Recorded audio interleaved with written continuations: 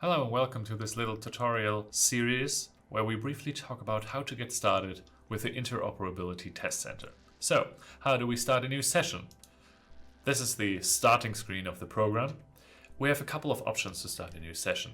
We can go the generic way, which would be here with just the out-of-the-box session display view.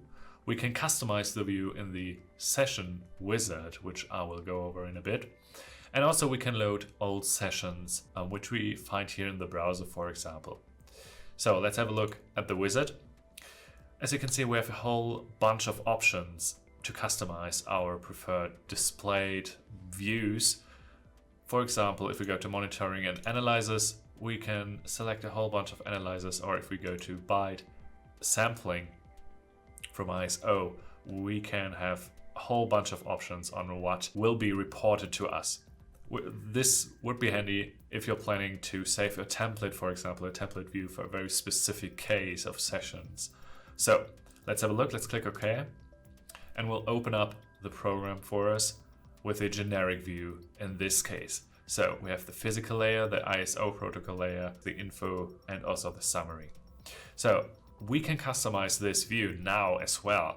So we can close the browser, for example, because I don't want to load an old session that I saved. I can, close it here.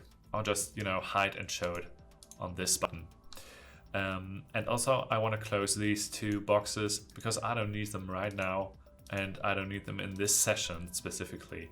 But I want this info box to be right next to the ISO protocol layer box, so I can just drag and drop them. And I will get this screen so I can kind of maneuver them over there and place them here so they're right next to each other, which is very handy.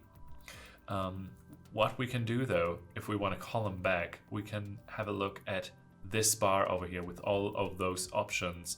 For example, if we're by mistake or we just want to close the physical layer, we can click on those icons, which is also like with the mouse over information, so we can see what they're all about.